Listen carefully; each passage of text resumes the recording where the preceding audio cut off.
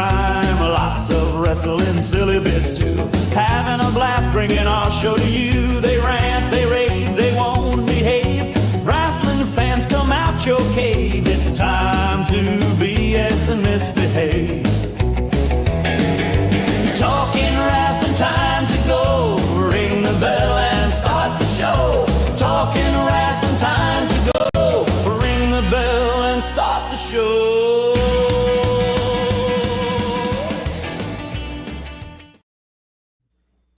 Hello and welcome in for another edition of Talking Rasslin. I'm Pondwater Dave. With me as always, and I couldn't do it without her, is the first lady of the Arn Anderson fan club, Miss Amy Vaughn. Hey, good to be here. And we got a special treat for y'all tonight. We're joined by the Till 5 podcast, the notorious ATB, and Tan. Greetings and salutations. It's great to see you guys. Woo-hoo. I love that. The greetings and salutations. I'm going to ask him if he just heard that somewhere, or do you know where that came from? I've been using it for years. I don't remember where I heard it from the first time. I think it might have been Demolition Man that I picked it up from. Oh, I got it from Star Trek, the original series. The Squire of Gothos. The Squire of Gothos. I'll never forget it. Greetings and salutations. I was saying that and I didn't even know what that meant. I didn't even know what salutations meant. Yeah, I've just used that one for like 20 years. Yeah. I don't know. I think it might have come from Demolition Man because I think that's how they're like greetings and salutations, John Spartan. Oh, that's fun. I love it. You just never know. I've been on a Star Trek binge here lately. All of a sudden, it's hit my algorithm. I mean, I'm getting clips of all the Star Trek, the original movies. I'm getting clips of the original series. I'm getting Next Generation, all of it. Because once you watch one, then they just keep. And I mean, The Wrath of Khan's got me all in my feels. I got to sit down and watch that whole movie. So, what do you think about the modern remakes and J.J. Abrams with his 8,000 lens flares? I liked the J.J. Abrams movies, except he does too much with all the action and Like I said, the lens flares. But I mean, I like the story. I honestly can't remember anything about the third one, but I liked the first two. Yeah, the third one. The third one, I wasn't all in on that one. I mean, I watched it and I didn't hate it, but I couldn't really tell you about it.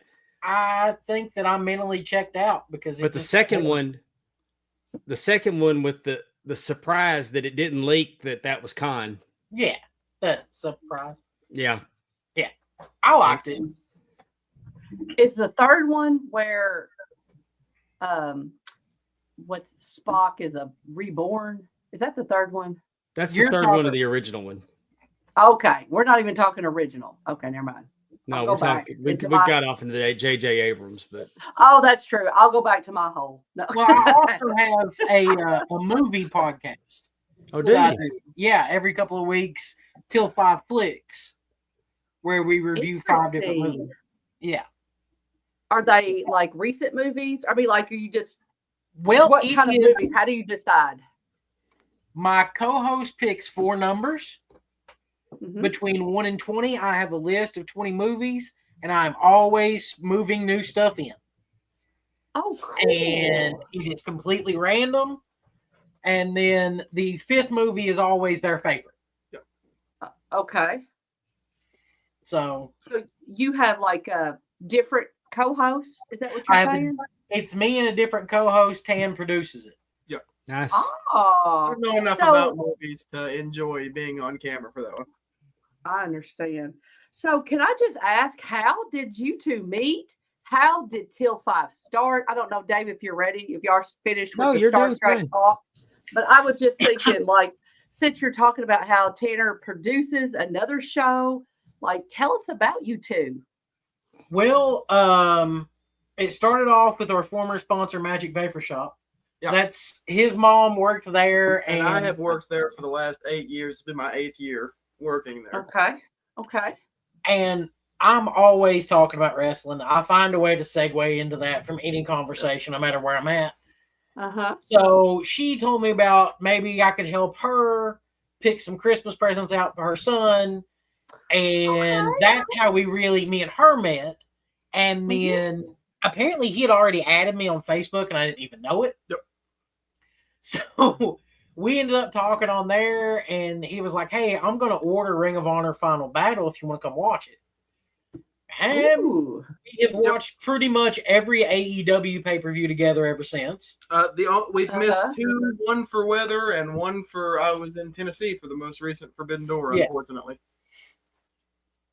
But that was the Briscoes and FTR. Yep. Is what started our friendship.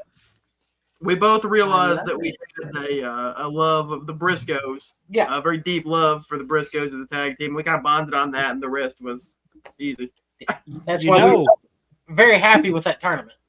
When I got to referee at Ric Flair's last match, I didn't know I got a phone call, and Conrad said, "Hey Dave, I'm setting up the final. We're trying to get you plugged in.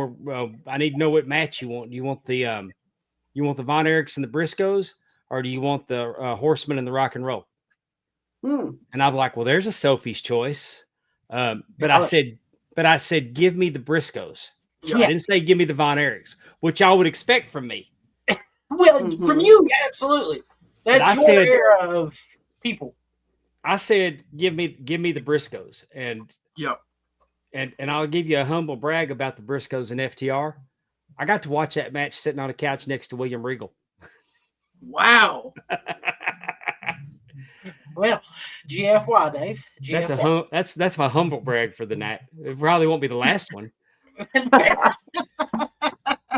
Well, you know what? Tanner got to watch it with ATB. So that's right. That's just as important. Are you doing a podcast with William Regal? I don't think so. No, I wasn't. No, they gave him to Matt Coon.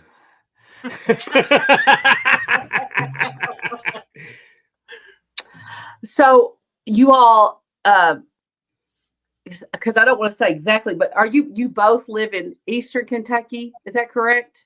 Yeah, London, Kentucky. Yeah.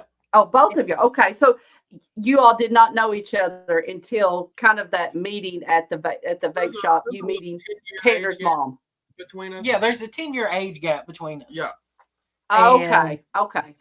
I moved up here when I got married, and he's lived here his whole life. Yeah, I am from about 25 minutes down the road. Nice. But my wife also. Now I'm curious, where's that? Williamsburg, Kentucky. Okay. I only do that because I'm from Kentucky. So like that's, You're from East or from Western Kentucky, right? Yes. Yeah. But I know all these places. I've heard of them that you're talking about. So that's why I'm like, I thought you were, I guess on occasion I think, maybe it's north or, like Tennessee on the Kentucky line. And so but I was thinking, yes, from Kentucky. I am from the first town on I-75 as you cross from Tennessee to Kentucky. And then I love it. We are the third town that you cross as you go from Tennessee to Kentucky. Yeah. Understand. Yeah. Hey, before we go any further, I want to shout out the chat. I want to shout out the chat real quick. Ben Jones is with us from Australia. Hey, Ben. Willie Thornbrew is here. Darren Staley, the only politician in the whole world that I like. Allison Faye, love her. Andrew, love him. They're the 2/3 of the TNA top 10. Rib Shots here talking about Regal's the GOAT. Coach Keith Morrison's in the house. Hell, the gang's all here. There you go. We do. Talk on a Wednesday night. Tell it, and I'm gonna tell you, it's funny because we were supposed to do this last night, but these guys are huge AEW fans, so diehards. We own it. So they said, "Hey, can we do another night? Because AEW's on." Yeah. Can we move the night? Well, it just so happened that the night originally, had Tony not moved AEW to Tuesday, we would have been in the original time slot, guys. Yeah, and it worked out because I wanted to watch. I was intrigued by the TNA. It was an Invasion when they first announced it, and they backed off of that. But Yeah, NXT letdown. But the NXT and the TNA thing, I was intrigued by it because I wanted to see how they would treat TNA. Because in the old days, TNA wasn't winning nothing. No. Well, I mean, granted, NXT guys are half of TNA's champions. I don't think it really matters if they went out or not. I mean, the Hardy Boys are the TNA and NXT. Yeah, they are now. Yeah. Yeah. And the Hardy Boys are what? WWE guys. Be honest. It's, yeah. Well, hey, I'll tell you, I kind of popped that they won the tag belts because I'm looking forward to their match Saturday night against the Dudley Boys. I never didn't expect them to win the tag belts. I'll give you that. I've got a feeling they're also going to win some more belts on Friday at House of Glory because they're fighting for those belts. The Dudleys the Hardys. Really? Interesting. Mm-hmm. See, I think it could be the opposite. I think the Dudley Boys, especially since they had both, I saw where they're putting, like you said, the tag or all the belts up. I see the Dudleys, and that's just kind of like a little nostalgic touch of, I don't know. That's what I think. But I mean, who knows? I don't really see sleeves, you know. I don't really see Devon being healthy enough to wrestle more than maybe this one match. Yeah. That's my good last night. Well, that's very true. Last couple times I've seen him, he's looked great. He's looked really good. It was weird because, you know, WWE owns the Dudley Boys, but they introduced them as team. They were in the full with the glasses and everything last night 3D. in the crowd watching, but they're calling them Team 3D. They didn't go to the Dudleys, so I'm fascinated with how they're juggling with the TNA. I'm a fan of the TNA product. Mm-hmm. I was. And now this interaction with WWE, I think it's going to lead. I honestly don't think that they're going to acquire TNA. I think at some point it's inevitable. I think that TNA uses their platform to broadcast, and I think that they're giving them a rub, trying to help them out a little bit, maybe. The problem is that they're using their performance center folks to win all the championships down there. There's not that many true TNA guys left. They're all ex-WWE guys that got released 6 months ago. Well, yeah, that's my only issue with it. I was a really big fan of TNA's product from the beginning all the way till Scott D'Amore checked out. Yeah. Gone. And once D'Amore was gone, they lost me. I just didn't. It wasn't the TNA that I knew anymore. I didn't even know that Matt Hardy had been a TNA champion. Yeah, I mean, I watched it even in that era. I checked out when they went to Anthem. Listen, it was terrible in that era too, in my opinion. But I mean, I stuck with them. It was the only alternative for a while that you could watch on television. Right. Is that the whole deletion thing? Is that when he was champion? I'm talking about the last 9 months or so. Well, I haven't watched any of TNA. I keep up with TNA and I'll watch occasionally now, but it's just not worth my time right now. I just don't care about Eddie Edwards and Brian Myers. And well, let's break it down like this. I have so many hours in the week, and my wife is not a diehard wrestling fan. So I'm not going to watch a lot more than what I already watch. Right.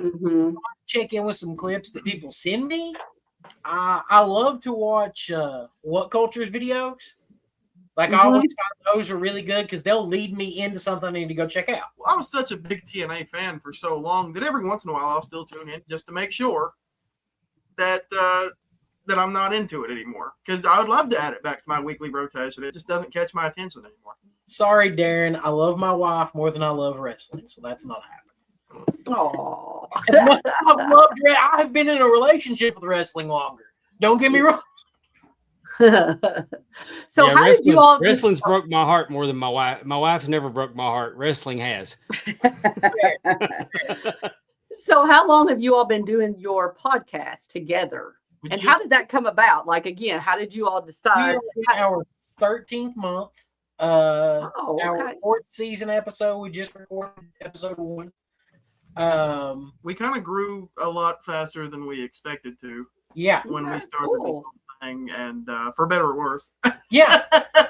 And we've lost some helpers along the way. Some people, like our original producer, his band has really picked up a lot. So that's him.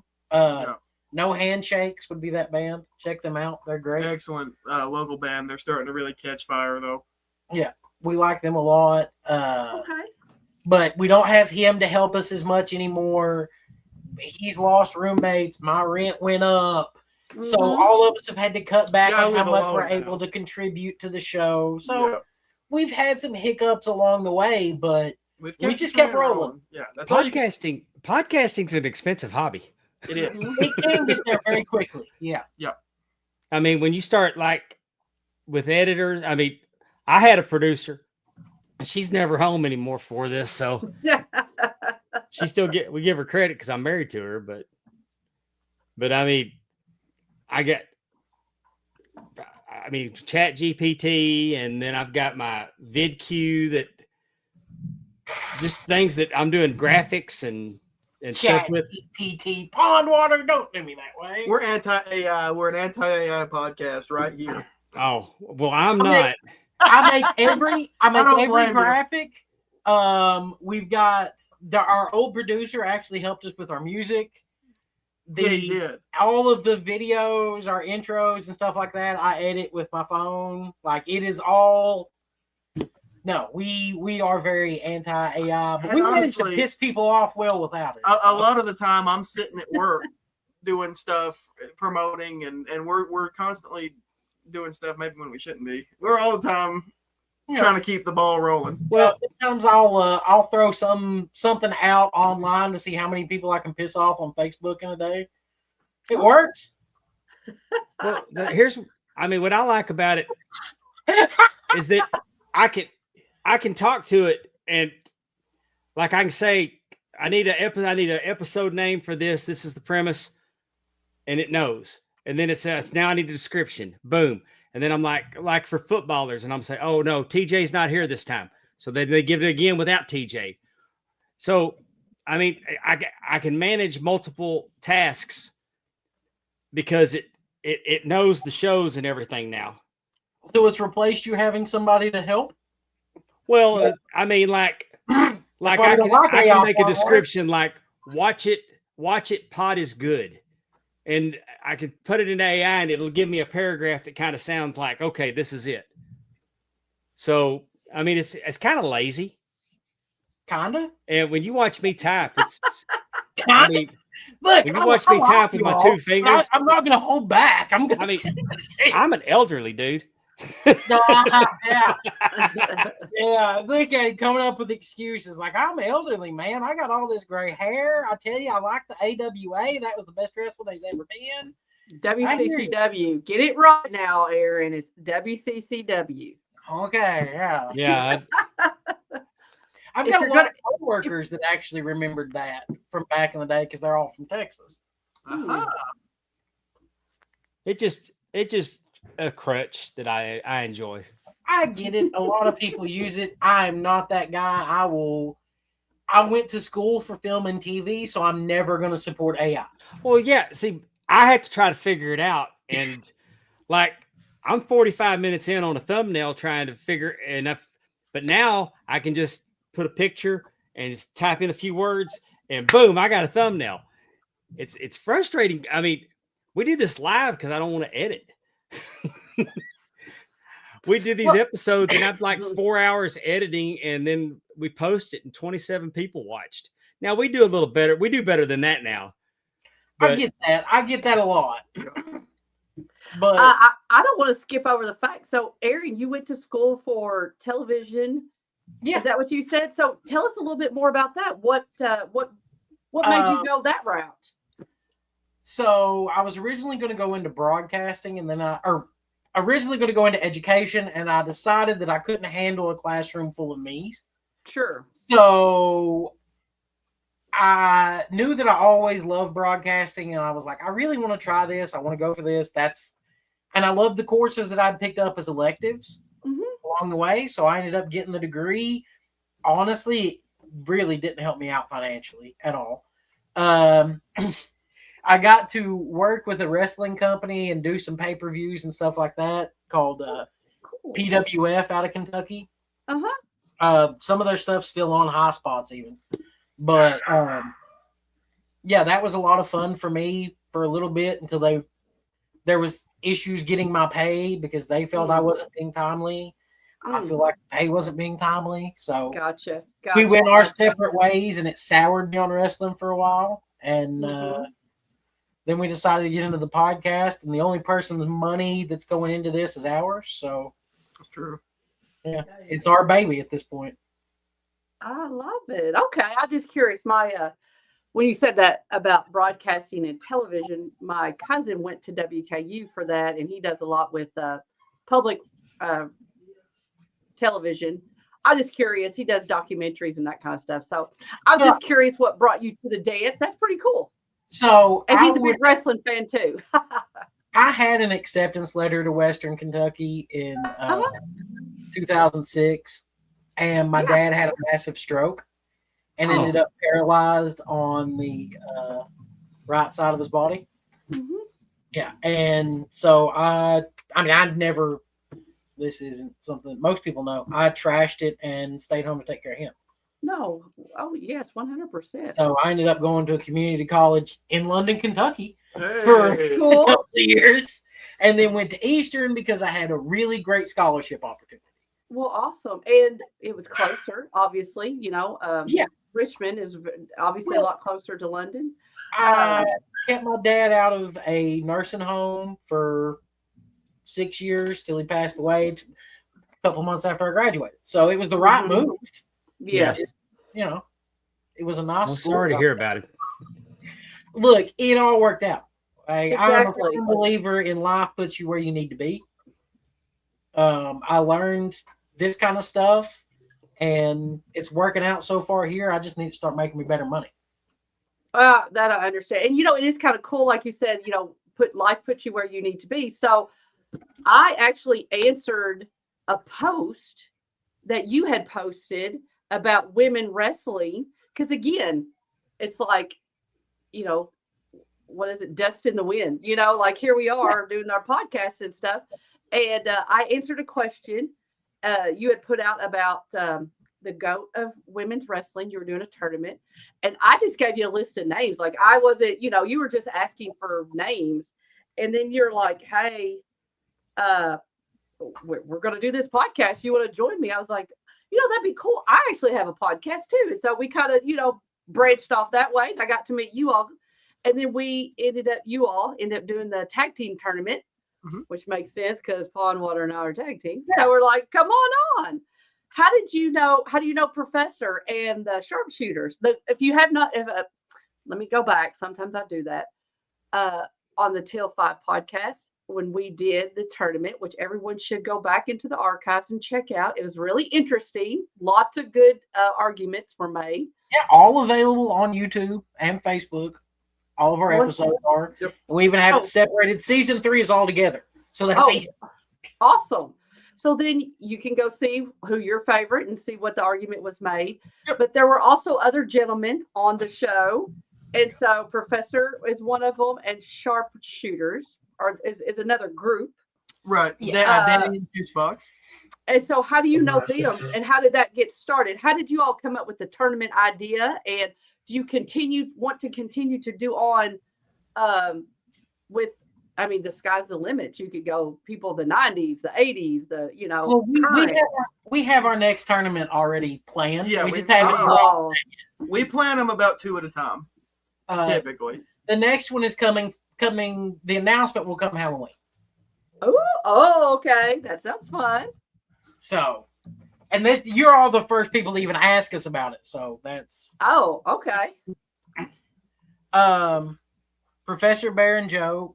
First off, we met Professor Bear through Joe Monroe. Joe Monroe was the bridge between us and a lot of people that we know. But you actually know Juice from Sharpshooters and another one. Yeah. So, Juice is, let's finish Joe. Yeah. So I have known Joe for years. He actually used to come to the shows that I was doing the DVDs of. Okay. He ended up working as an independent worker in the same area that we're from for a while. When we decided to launch Till 5, I reached out to Joe. He already had a show. Yeah. I was like, Joe, you've got your show. Can you give me some advice? tell me how what you're using. And no, Joe. No, not juice. No, juice. Okay, we'll get to juice. Hey, he's going to screw with y'all the whole time, just so you know.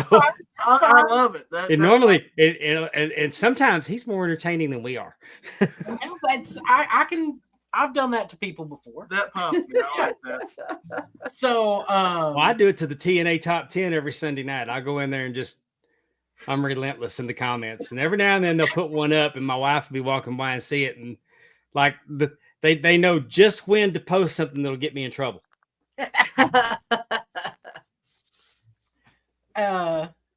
We met Bear through Joe. Yeah. And Bear actually lives in Knoxville. He's an hour and a half south of us. He's an excellent human being. We love nice Professor guy. Bear. Yeah. And then Juice Box and Danny from Sharpshooters. I have known Juice for 15 years now, at least. We started out on the old Ring of Honor message board. Oh, okay. We were part of a group on there that ended up getting kicked off of it all at once. Oh. Because back then they didn't let you talk about other wrestling companies. So we created a Survivor thread. And the first page is all talking about Survivor, the TV show. Mm-hmm. And then everything else was other wrestling companies. And they kicked us off, and we started our own message board, and I think it's finally died now. But yeah, a lot of friendship stemmed from that. The old message boards were fun. Yeah, I got kicked off our message board like 4 times. If it wasn't for message boards, I mean, my whole path getting into professional wrestling as a referee sprung from being on wrestling belt bulletin boards. And I never was good at trying to run one myself, though, because I didn't have, how easy that you would get attacked and overwhelmed with bots. Oh, yeah. If you didn't have that, and I never could quite get the hang of it to keep that from happening. Maybe we should just get them to keep that old message board. We'll buy the message board. Yeah. There you go. Yeah. The Till 5 Looney Bin forum can be. There you go. Hey, the forum days were great, but long before. Well, that's MySpace and need to come back. Yeah.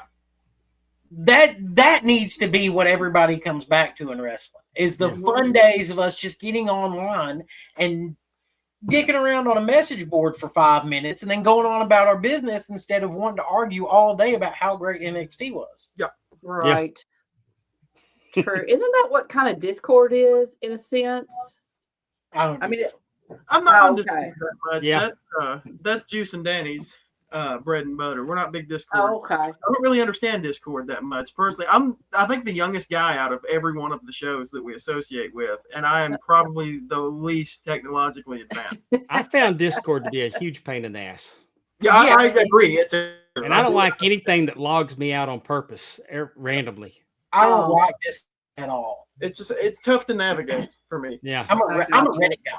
I'm not. I grew up poor, and I don't like technology that much. I've only been on Discord, like you said, a few times. And it's always it's a big group, and then it's broken down into different topics or whatever. But then you click the wrong thing, and everybody's gone, and then you got to log all the way back out and try to get all the way back in, and then you have to reboot. And it was horrible. That's why I'm not on them.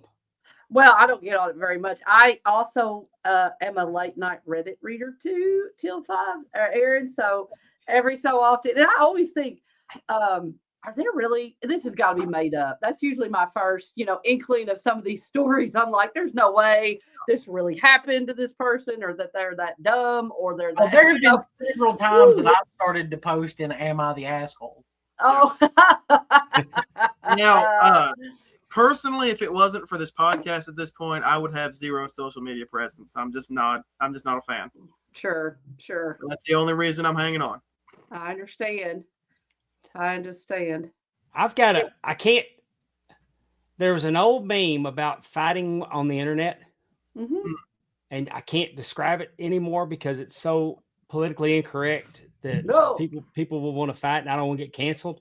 Yeah. But it was like, I mean, I can't even tell you, but I'm just saying that it summed it up about people that fight on the internet, whether you win or lose.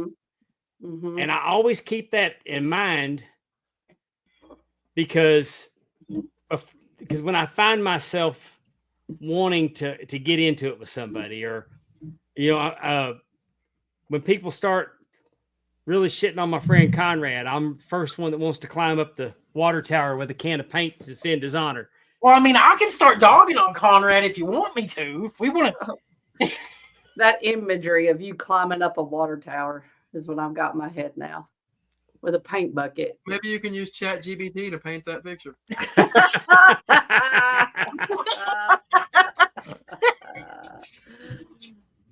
Oh, God. Well, before we get too off the rails, I do want to say something. So, sorry, I was a little late coming to the show today because I stayed up really late last night because I went with my sister and her daughter, Addie. We took Addie to boot camp yesterday. She is in the reserves. We had to take her to Nashville, and she had to, you know, she'd already signed her stuff and swore in or whatever. But I just want to throw that out there to everybody to please send my niece Addie good vibes. She is in South Carolina doing her little boot camp thing. She's going to be gone from us for about 9 weeks. And she's awesome. I'm so proud of her. I mean, the fact that she wanted to make that commitment and do this, you know, you just can't beat. There's about 25 other little children because that's what they were to me. They're all probably in their, 20, 21 years old range. And they all had to leave their mamas, and they were all hugging them, and they had wives or girlfriends. And it was if you know me, if I see someone cry, then I'm starting to cry. So I was bawling the whole time there. But again, just want to ask everybody out there just to send her good vibes through those 9 weeks, and I'll keep y'all updated. But thank her for her service. Yes. Thank her for her service. What branch is she going into? She went into the Army Reserves. All right. She goes to Western Kentucky, and has been doing ROTC there. And I don't really know how it all works, so I may not say something correct. She hoping to get stationed out of Fort Knox? You know what? I don't know. I know she has done some things. She's out of Bowling Green, so I have no idea. Like I said, I don't really. Unfortunately, I don't know a whole lot about stuff. I do from the day job. That's the only reason that I know. Oh, I bet. I'm fixing to go get ChatGPT to make me a map of Kentucky, and I'm gonna stick a pin in every town that gets mentioned in Kentucky this episode. You should. But so I'm just really proud of her, and like I said, I can't. But like I said, my sister and I were 22 months apart. She's younger. But we partied like rock stars, I guess. And so we came in really late last night, and I had to go to work. And so I'm dragging right now. So I apologize for being a little bit late, but that's the reason why. But I do want everyone to send her love. So I don't mind sharing that story out. So thank you for letting me mention that. Hey, what good is it to have a podcast if you can't talk about what you want to talk about? That's right. Yeah. That's honestly why I feel like we've kind of dropped the podcast title from our show. Because we're more of a show than a regular podcast. Yes. We're trying to do different stuff that other folks aren't doing. We're trying to be a little more original with it. No offense to anyone, but we're trying to try some different things. Yeah, we're doing we throw a lot of darts at the board, and a lot of times they don't stick, but sometimes they do. Our purpose is we're giving 5 entertaining segments to try and direct you to people you should check out, and this is why. I love it. No. In the early days, it felt very robotic because we basically got to the point where it sounded like we were reading a Wikipedia page. Yeah. Who's this we you speak? And it got very robotic. We were just giving you information instead of saying, hey, this is what we love about this wrestler. Go check them out. True. And I know that's what we love about when we get to have our independent wrestlers on, is that that's what we want. We want them to give them this platform or promotion. We've had promoters on to be like, tell us about, we've seen your clips. We really enjoy it. Tell us about, why should everybody be watching you? Because of the technology, even though I know it can cause us some problems sometimes, it is allowing people. We simulcast a BIW, which is Bayou Independent Wrestling. When it's simulcast, we broadcast it. It was broadcast. Yes, that's true. We broadcast a live wrestling show on our channel. Exactly. So, and we had about 5,000 people watch it. That's awesome. So, you think about 5,000 people, and the talent is phenomenal at BIW. And so we were able to have a platform where people who didn't get the opportunity to watch and see what's going on. Where were y'all? Mississippi, West Monroe? Where were you? No, we were in West Monroe, Louisiana. West Monroe, Louisiana. If you can't travel, 8 hours to get there from Kentucky, but you could watch it and you're getting to see this talent. And so we were very excited to, be able to do that kind of showcasing. So you have to do different things, and it is. Well, the business is constantly evolving.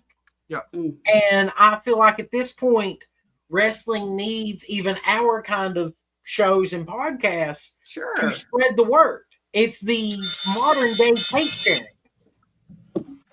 The modern day what? I'm sorry. Tape sharing. Okay. Tape trading back in the day, as Conrad used to do.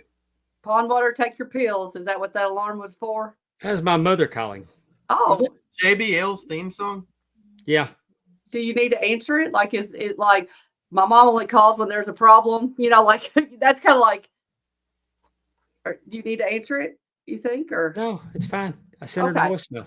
Okay. Well, all righty. If it's important, she'll call back. That's right. My rule. That is fair.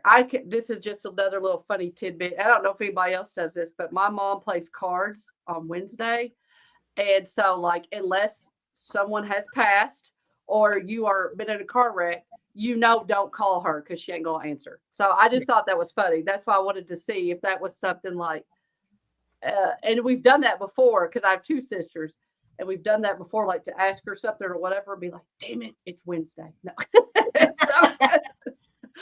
So you just have to wait till tomorrow, wait till later or wait till tomorrow. So I've been there before. Yeah, I get that. Yeah. After we get done tonight, I'm going to call my mom and my aunt. My mom's birthday was last Wednesday, and my aunt's is today. Oh, okay. Yeah. You didn't call your mama on her birthday? Aaron. I called her the next morning because, and Tanner can attest,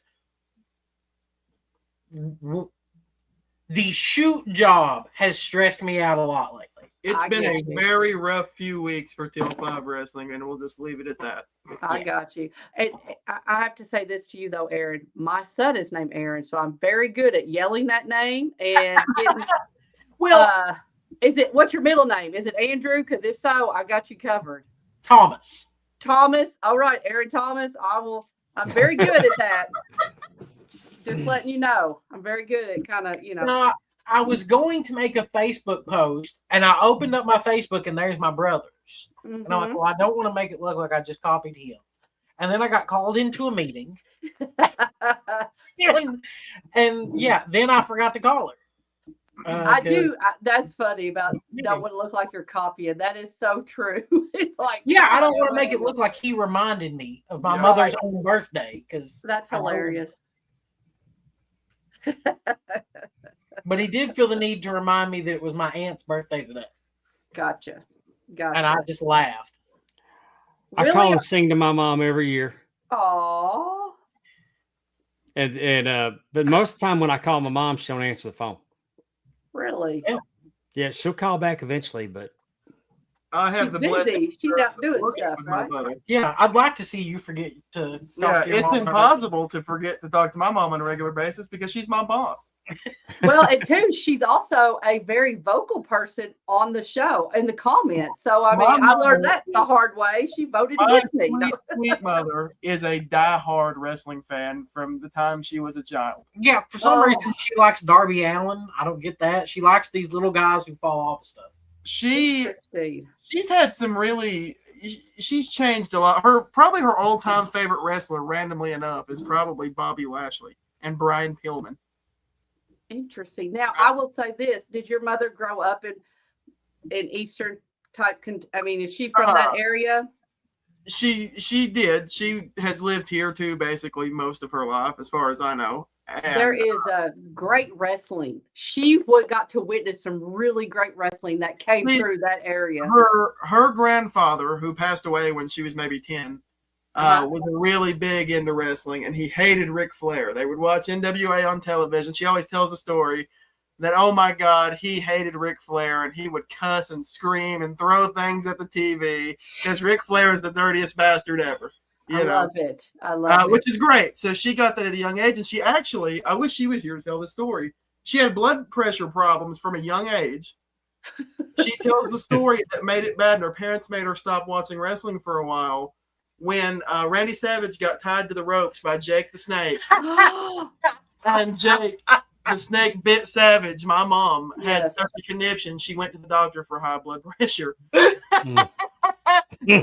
That's great. But she stuck with wrestling most of her life. Her parents weren't big wrestling fans, and her siblings weren't, but she made sure when I was born that I was a wrestling fan. In the late 90s, early 2000s, she was putting me in front of the television when I was a toddler watching wrestling. Watch it, Andrew Hermes. I love it. I'm not sure Bobby Lashley is not Jewish, Darren. I'm just throwing that out there. I feel like you need to not, just check that out before you throw that out there in the comments. Well, he said, I don't know. That might be true. I've never talked about Bobby's religious beliefs. No, I've never really thought about it. I know. He just it's just the way he says is not. Like he didn't say could be or couldn't be. I don't know. Darren makes is not. You don't know. He might have a yarmulke in his suitcase. Exactly. That's why I'm like, Darren, we don't need to be making such, you fact checked it. You did not. Hey, you read it on the internet. It must be true. Oh, Lord. He asked ChatGPT. Real quickly. Yeah, ChatGPT. Yeah. He's going to make a graphic. ChatGPT is going to make him a graphic of Bobby Lashley in a synagogue. Exactly. In the background, Dave's going to be climbing the water tower for Conrad. Yeah. Exactly. Or at his while listening, listening to Ronnie Millsap. He's going to do not bring up Ronnie Millsap on the water tower with Conrad. That's going to be my next thing I'm going to do for mark out moments. It's going to be oh Lord help us. We'll tie some kind of climbing the water tower. And it'll be where we'll just like somebody's getting shit on real bad. I'll defend their honor and say, like the first episode could be Darby Allin, and I'll try to come up with why he's not a glorified stuntman. Okay, well, there is not a way. I know. That was the joke. Yes. No shit. Like I saw that he had Sting's son had his first match. Yes. He tag teamed with JD Drake against Killer Cross and Darby Allin. And then I read that he was trained by Darby Allin. And then I saw you do a spot where Darby Allin climbed up like a support beam and wherever they were wrestling, and he climbed up and he dropped, did his trust fall, and Sting's son had to catch him. And I'm like, oh, he trained him to catch him. I did not. He trained him. I did not realize that. That's what I heard. Yeah, to be fair, Darby's not a horrible wrestler when he wants to be. I've never seen him wrestle though. He's had some technical matches that were good matches in AEW and before. Yeah, well, I never saw. Listen. As far as Darby's got into that niche role that Rob Van Dam and Jeff Hardy also fell into, and Spike Dudley.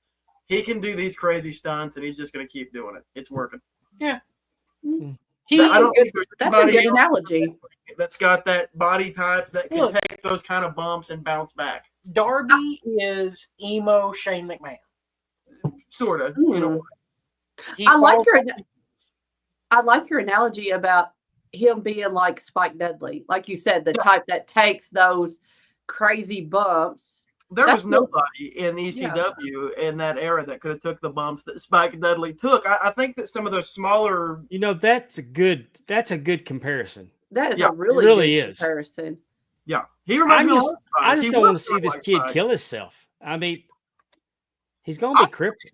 In a weird roundabout way, Dave, I almost feel like he wants to do that in the ring. It feels like he's got a death wish. Yeah, he's probably going to live to be 100. Hardy or Spike or Rob Van Dam at certain points in their career. Yeah, interesting. I like that analogy. That was really good. But Rob Van Dam was tall enough to ride this ride. Now that's true. Yeah, that's true. Spike is probably the best comparison size wise. Yeah, I think so. I think it's probably safe to say Darby's not on your GOAT list, Dave. No. I don't think so. No. Or anybody. I think that's pretty. I don't dislike Darby Allin. He has a niche. He's not my favorite guy. Yeah, I mean, teenage girls love him. True. I watch again. Trust fall is not a finishing maneuver. That is very true too. The trust fall is not draw. Yeah, Dave. He crosses his arms, Dave. It's a and he dives backwards. He doesn't fall. I saw him win a coffin match, and then he climbed up and jumped off the Willie Thornbrew. I stole that from you. I did. You did, Willie. You're right. I mean, I saw him win a coffin match, and he climbed up onto the post, the corner post, and then he did a coffin drop on top of the coffin. Like, you won, and now you're just dropping on a hard surface for no apparent reason. Hey, but you know what? We're talking about it. Not in a good way. Right now. This is true. Not in a good way. I since Darby is probably the age of my kids, I look at it as like a mom, I guess. I can't watch him because, like you said, I'm just afraid he's going to get broken in half. But I mean, it's what he wants to do. And I mean, again, he's probably going to be 85 years old when he passes. Like, we think that's usually what happens. You think somebody's like, man, he seems like he's got a death wish. And like, I mean, he's going to outlive us all, probably. It is what it is, right? I mean, somehow the guy climbs Everest and lives to talk about it, and he dives off everything, and now here we are still talking about it. Yeah. Well, and then that's the other thing. Like that is not something that just everybody does. I mean, climbing Mount Everest, like that takes a lot of time, effort, skill, luck. I'm sure, because there's a body trail that goes up there. People not long up there. Right. So, I mean, so regardless of how we think he is, he's doing something right, Well, we ran Tanner off. We're fixing to get into our GOAT debate. I'm pretty sure that Tanner took his dog out to use the bathroom. So while we're waiting for Tanner to get back, let me take this opportunity to tell you about Dubby. Yes. This episode of Talking Rasslin is fueled by Dubby, the clean energy drink made for people who actually want to get stuff done without shaking like they just took a power bomb. Unlike those other sugar-loaded crash and burn energy drinks, Dubby keeps it real. It's packed with vitamins, amino acids, nootropics, and 150 milligrams of clean caffeine, so you get focus, not fidgeting. No jitters, no crash, no nonsense, just smooth, long-lasting energy that hits you like a perfectly timed super kick. And the best part, Dubby's made right here in the USA in an FDA-inspected, GMP-certified facility, so you know it's the good stuff. So if you want to stay focused in the ring, at work, or wherever life takes you, grab you some Dubby at Dubby.gg and use promo code RASSLIN, RASSLIN, that's Rasslin, to save a little cash. That's Dubby.gg, promo code RASSLIN, because good energy should hit like a finisher, not a flop. Get you some of the Dragonade. I cannot recommend the Dragonade enough. Dragonade hits real hard. It's my favorite one. And as soon as it's back in stock, I'm going to get me a container of it. Push and Punch. What's another one that you like? I just finished Push and Punch. We got there's the Dragonade again. The Dub Sauce. We got Oda's Restore Potion. They got s'mores that you can mix with milk. That actually that might hit. That might be a pretty decent pre-workout. Yep. Tiger Blood. Yeah. For little Jimmy Sorensen, we got the Japanese soda. The Galaxy Grenade, which is watermelon, guava, and lime. Ooh, I think I like that one. It was good. I enjoyed that one. I think it's okay. Yeah, I got a sampler, and yeah. I think it's a every now and then flavor. I wouldn't buy a tub of that, but I would buy the little packets to mix it in just to break up the monotony. Is that because you really like that one Tiger? Which one did you say you really like? I like the Dragonade. Dragonade, that's what it was. But you get you a shaker, a bottle of water, a scoop of Dubby, shake it up, and I'm hyper anyway, y'all. So I can't tell you the energy boost that it gives me. Right. Because I'm pretty much shot out of a cannon all day anyway. Right. Yes. But I have noticed an increase in focus. Oh, I need that. And I like that because I showed up the other night. I came home and I had another woman with me, and Stephanie goes, "Who's she?" And I said, "Thought she's you." Oh, Jesus Christ. So now with Debbie, I'm a little more focused and I'm not making those mistakes that could, have me buried somewhere in the Sketchlow Hills. No kidding. There goes our show. Yeah. Jesus. I didn't know we were that close. We were that close. I had no idea. W.GG promo code Rasslin, RASSLIN. Thanks for partnering up with us, Debbie. When Tanner gets back, his dog, Tanner, your dog, I want to love on your dog so bad. He's adorable. So I rescued a dog about 4 weeks ago. Oh, he's new. Oh, he's so he's brand new. He's a year and a half, they say, but I really don't think he's that old. Oh, I've never had a male dog before, but when I went to the shelter, he kind of spoke to me, so I brought him home. He is a great dog, but a real hindrance for podcasting because he is an attention hog. Oh, he just loves his daddy. No, What? you will never. Come here, boy. Yes. Come on, all my dogs. I've had several. They've all been rescues from a pound. Oh my God, is he not adorable? What's his name? His name is Nick. Nick. Hey, Nick.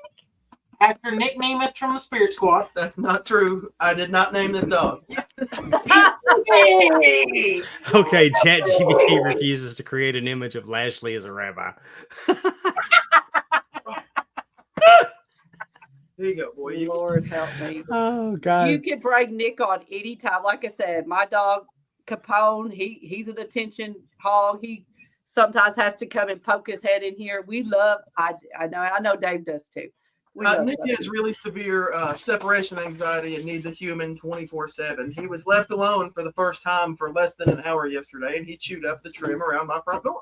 I bet. Well, and unfortunately, I don't think you probably, when the dogs come to the shelter, you don't get much history. You don't know what they've been through. So I don't know. I have a very soft heart for puppies. So he's extremely smart, and he already knew a few commands when I got him. Awesome.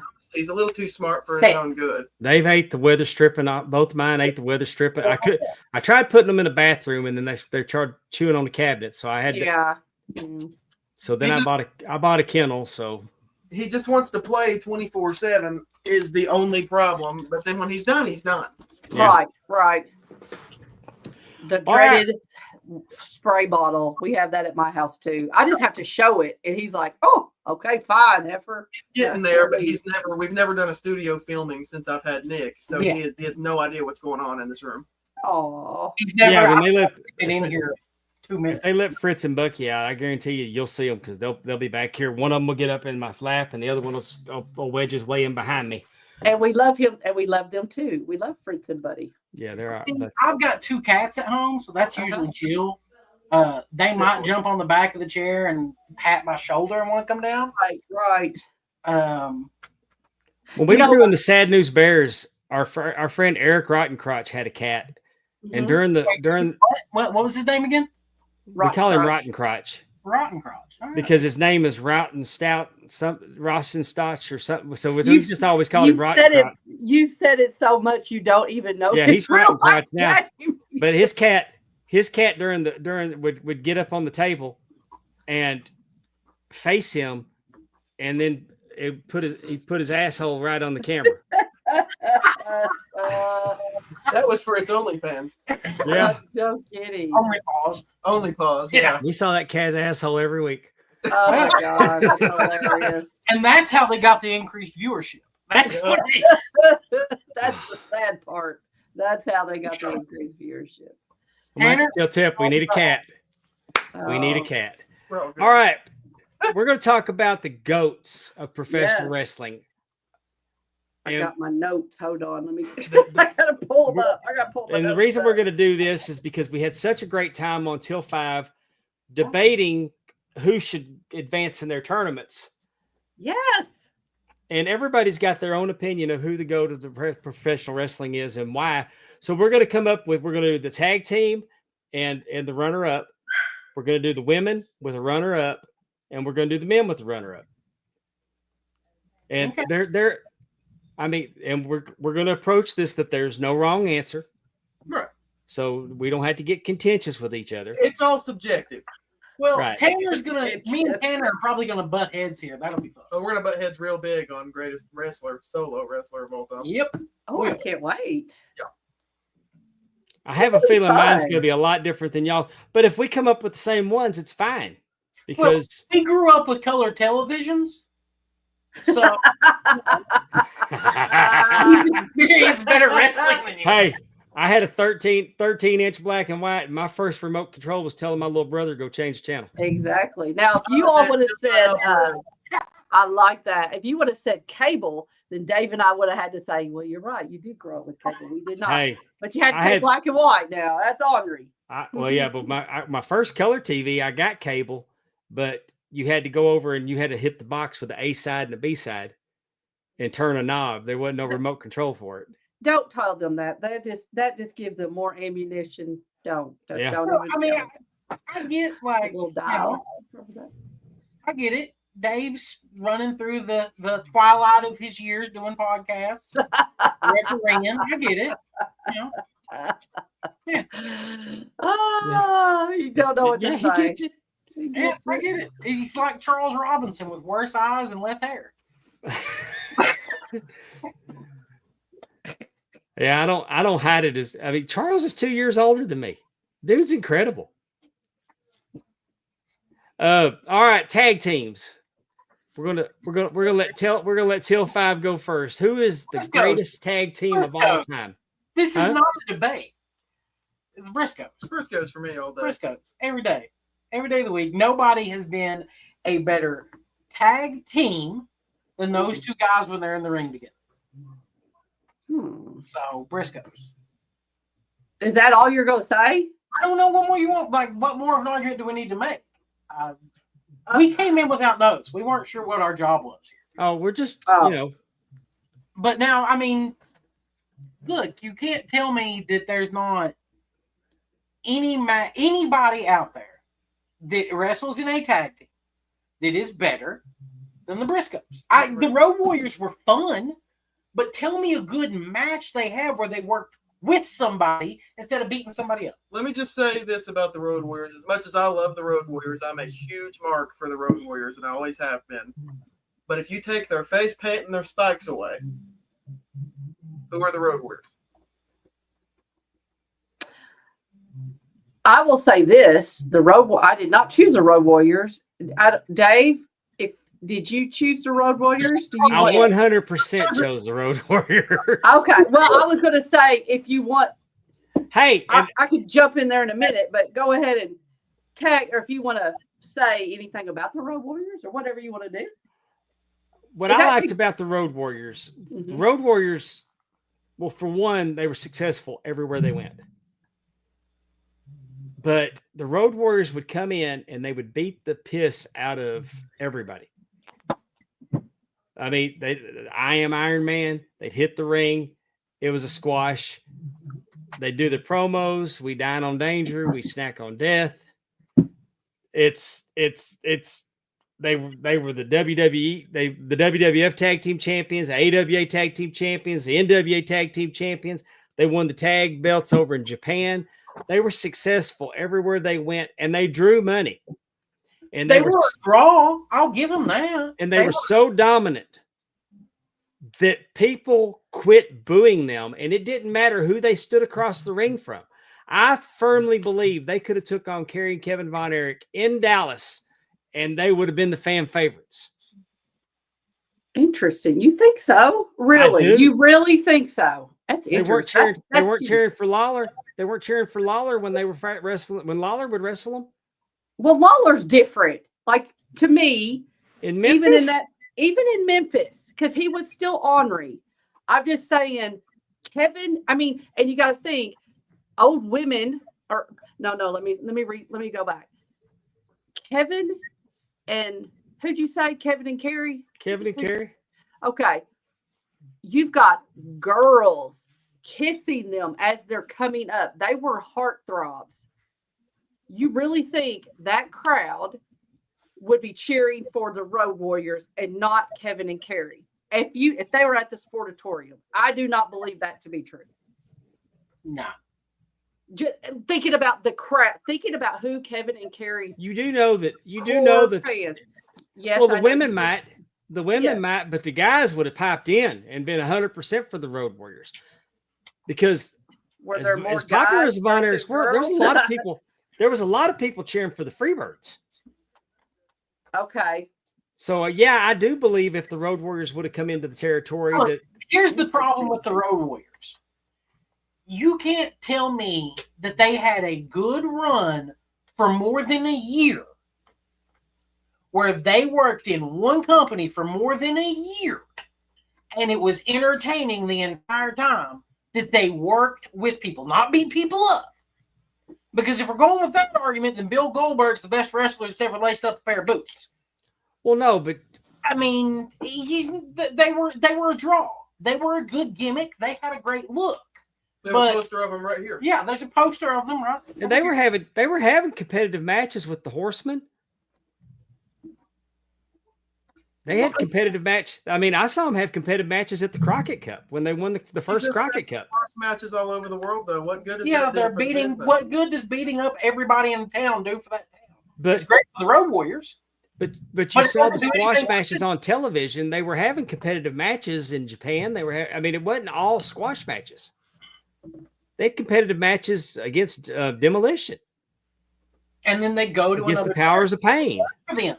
That worked great. They didn't have to build up a promotion.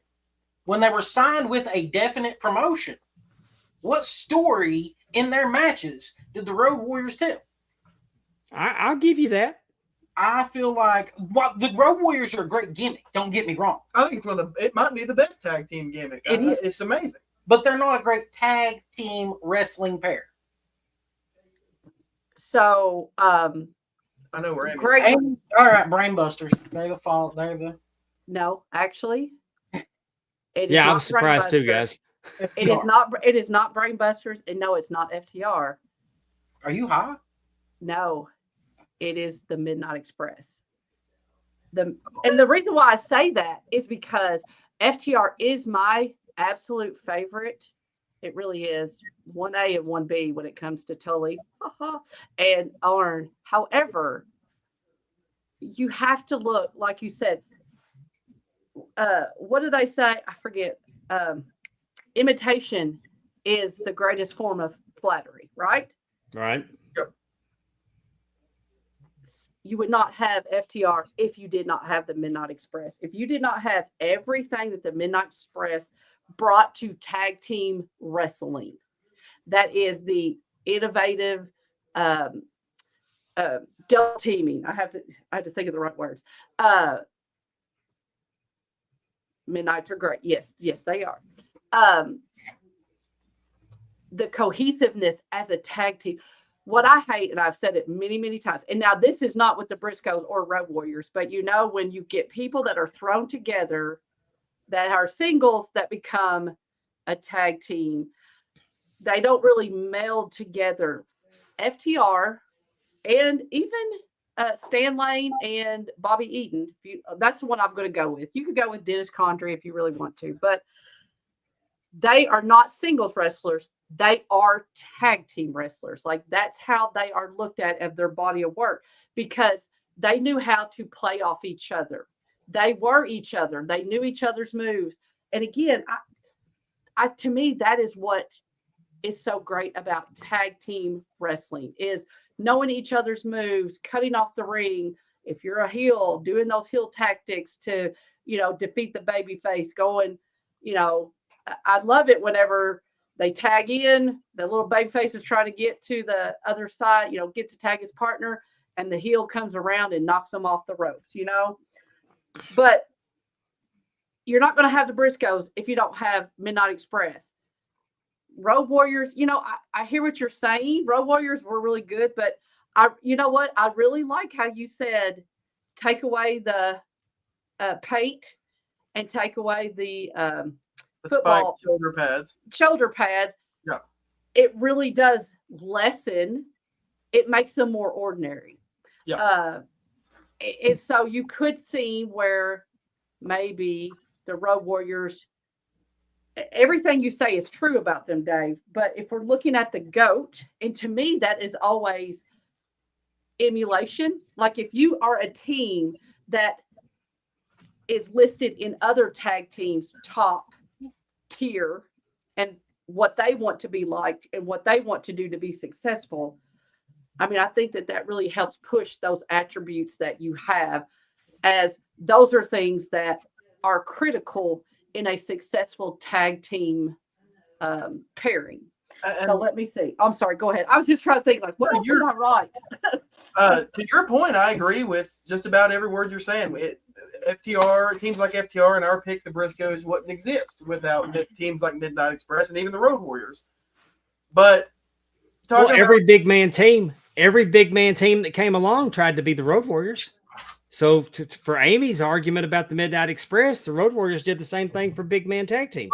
What I was going to say on that is, yeah, they might have started, they were very influential, but I think teams like our pick, the Briscoes, and even FTR expanded on what those guys did and evolved it to a better, maybe not better, but a higher quality of contest, if that makes sense. If this was a discussion of who the greatest tag team wrestler is, by all means, we all know it'd be Bobby Eaton. Yeah, absolutely. Then why would you not pick the tag team that he is most known for being with as the greatest tag team ever? If we all can agree that Bobby Eaton is Bobby wasn't just in the tag team with them.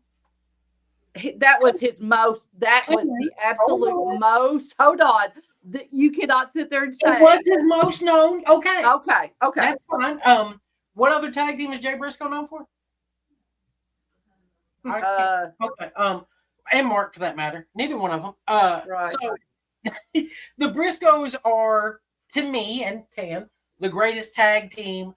Now, I will give you that you might have Midnight Express being a more influential. Sure, but to my point, I think they teams like the Briscoes expanded on what the blueprint that teams like Midnight Express laid out. To be fair, that's why they're the greatest of all time, is because they set that base. People are wanting to emulate and do, like you said, they're a jumping off place. If it wasn't for them, they're copying things that they knew that were successful and to take them to another level. I agree. Thank you for making my point. No. The Briscoes did it better, though, is my point. So Gorgeous George is going to be the greatest wrestler of all time, by Amy's logic.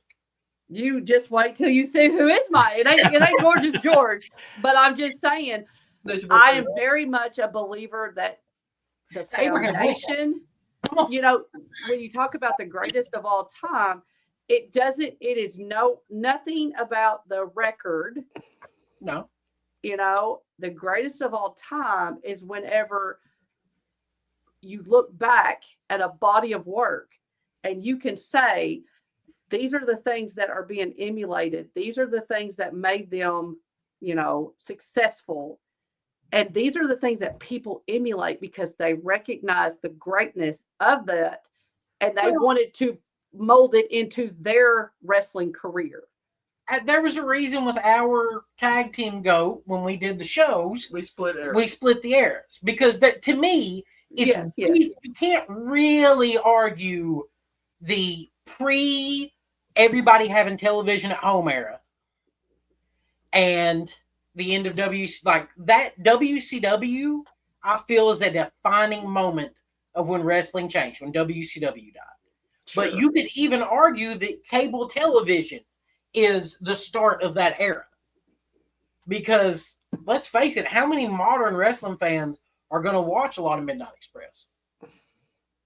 Because even at the very least, I'm not talking about their quality of work. I'm talking about. Yes, I know what you're saying. When you look at the definition of the videos that are out there, that's hard to set through. Because the production quality is going to be garbage on those old days. So it's hard to compare the two. So I don't have a problem looking at Midnight Express as number 1 and Briscoes at number 2. Okay, then it's settled. Thank you. No. Well, and here's the all agree that Road Warriors are not the greatest tag. Yes, I agree with you on that. And I'm basing mine on the Briscoes were selling pay-per-views. Mm-hmm. They're selling pay-per-views. The Midnight Express and the Road Warriors were selling tickets. I mean, Briscoes were selling tickets too. Because the Midnight Express was my runner-up. And when you hear who I think the greatest of all time is and why they're the greatest of all time, and I don't apply that to the tag team because the Midnight Express made everybody that they wrestled look better than they actually were. 100%. Without the Midnight, the Rock and Roll Express, the Fantastics, without the Midnight Express, they don't look at. I mean, you got to have the Midnight Express. I've always said without the Freebirds, the Von Erichs got their greatest success having the Freebirds. You got to have a good heel, to elevate your faces. I went with the Road Warriors because I think the Road Warriors changed an industry, but they were selling tickets, the arenas, and they were doing something that was unheard of. Is that they were so vicious that they were undeniable. It didn't matter who they went against. Mm-hmm. You're right. The gangsters should win this, Dave. You know what though? I do think it's whoever they fought, and they dominated, and they had an awesome gimmick. So I think if our teams wrestled each other, I think we would be more entertained with the Briscoes and Midnight Express versus the Road Warriors. Because like you said, and again, that was the thing, is that they were very rough, tough. They were going to beat the crap out of you. But I think the Briscoes and the Midnight Express. Now, I will say this. Midnight Express obviously didn't wrestle the Briscoes, but they wrestled pretty much everybody you just said, Dave, and elevated. They wrestled. And I will say that the Briscoes and FTR is my favorite tag team match I've seen since the year 2000. That's 100%. No, and again, I'd be hard pressed to tell you a tag team match before that I'd have to really think on it. Right. I very much enjoy the Briscoes, and I do think that they are fantastic. Love FTR. I know I'm not going to go off on that tangent. But I do think, and I think even the Briscoes would probably say that Midnight Express is one of their favorite tag teams. I think great tag teams recognize greatness, and they all tip their hat to the Midnight Express. So how did we ever decide we were going to vote? Or how are we going to do this? There's no vote. We're just discussing. Oh, I thought we were going to vote. No, we're just discussing. I mean, nobody's going to come out of this winning. Oh. I mean, we got our opinions and we stated our cases, and if you want to win, we'll invite you back to the next one that we do. Yeah. If we do have winners and losers. If we were starting a wrestling promotion and we had the Briscoes, the Midnight Express, and the Legion of Doom on it, I think we have a pretty strong tag team division. We make a lot of money. Well, Yeah. look, if we're starting a wrestling promotion and we figured out how to resurrect LOD, we are doing that immediately. Yeah.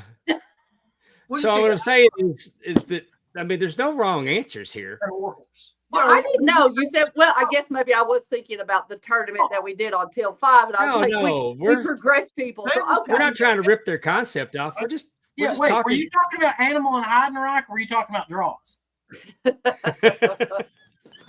Oh, Lord. Hey, I will say that my favorite entrance I used to say that the Iron Man entrance where they just ran in and beat the piss out of everybody was a great entrance. It was very great. But LOD 2000 with Sonny walking them to the ring hit really hard. I just knew he'd bring that one up where they looked something was hard. I know.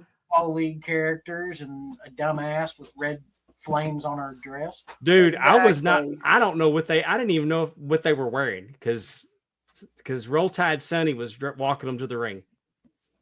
Well, you probably would have a great opportunity to get with Sonny now if you were not married. I mean, she'd have to get out of jail. Yeah, you might be able to bail her out and get conjugal visits are a thing. It'd be better than an autograph. Wasn't it? Didn't she have phone sex with somebody recently and they got caught? Probably. Did they? Oh, I wouldn't doubt it. So she probably needed a pack of Marlboros put on her books. One of my favorite wrestlers ever is Chris Candido, so I'm not a very big Sonny fan. Oh, I'm not a fan of her either. I think she's a colossal piece of shit. Yeah, she's a terrible human being. I mean, she definitely needs lots and lots of therapy. I don't know what I think she needs lots and lots of therapy. I hope she gets it wherever she is, because that's therapy. By therapy, you mean Darren, we don't want to hear about that. Yeah, therapy. Keep y'all's lives off of this. All right. I know. He's sitting there telling all your secrets, Dave. Get a hold of him. I'm not. He didn't. Let's talk about the women's division. We'll let Amy start first this time. Probably because Dave knows who I picked. Hold on, crap. I don't know who you picked. Oh, go someone else because I can't. I gotta look at my notes. Hold on. You can't remember who the greatest woman of all time is? Okay. I'm going to go with Mickie James every day of the week because that woman managed to wrestle everywhere and put on entertaining matches everywhere she went. She never had a problem putting over other workers and made everybody look like $1 million and still kept herself a star. I will never stop singing the praises of Mickie James. He got me an Alexis Lurie autograph for Christmas last year. So, as much as I would love to say Awesome Kong, I actually am going to agree with Aaron on this one as well. I think Mickie James is incredibly influential, to especially women's wrestling right now. I think she's fantastic. She was my runner-up. Technical dog issue. Oh, sweet baby. Mickie James was my runner-up. All right. I totally agree. And I know who Dave probably picked. I don't know 100%, but I feel pretty confident I know who Dave picked. I went a little bit out on the limb. I know you're going to love this. I picked Mildred Burke as the greatest of all time. Because again, I look at where would we be without Mildred Burke? What was your favorite Mildred Burke match? The one she had against Mae Young. It was a barn burner. Okay. What was your other favorite Mildred Burke match? Clara Morrison. That's the one where she won the championship. So, hey, she's got answers, so we're trying to hang her out on that pick. We like having her on our debate. She can argue pretty much anybody. She's always got the answer. Well, again, so I go back to, if it weren't for, someone has to start. If it wasn't for Mildred Burke being that pioneer and sticking her neck out, you can imagine in the 50s, 40s, 50s, a woman wrestler and going out and being on the promotion. Women were categorized with the little people, you know what I'm saying? And the bear, or, the circus bear that might be there. They were a gimmick. And she really wanted women's wrestling to be considered more than that. And she did a lot of things behind the scenes. Again, the business side and promoting women's wrestling and putting them out there and making them not just a sideshow. Like they had legit matches. She legit. What's wrong? It looked For like my dog eating command Tanner strip. been over. Tanner been over. Oh, okay. And Aaron I'm sorry. made it look like he was doing the job. Oh, I swear. Immature children we work with, Amy. I know. I believe me. I know. I'm the only girl with a bunch of other guys, so I know y'all also. Okay, Amy now go over some woman who wrestled in a frock and bonnet. Okay, you hush. come on. Frock and bonnet. Aaron Thomas. No. She shed the sheep to make her gear. That makes She probably had the. You know what? She probably had enough gumption. She probably did do that. My God, he is. But again, she headlined. Just again, I totally agree with that about Moolah, Andrew, because obviously she had some shady stuff going on. But I do think Mildred Burke, you know, she had to play the game with the guys that she was trying to fight for women to be in a more prominent position and get paid the way that they got paid and treated the way they got paid. Again, she did a lot of stuff behind the scenes. Plus, she did showcase all over the world. So again, that's just my argument. I'm just looking at that. No, this isn't like we're not supposed to be trying to put down each other's votes, but I'm just no. You know, Amy, you're wrong. You did say mine wasn't a bonnet. I'm not sure how I feel about that, but a frock and bonnet. Listing balls is okay. That's true because mine are bigger than most people's. Mm-hmm. No.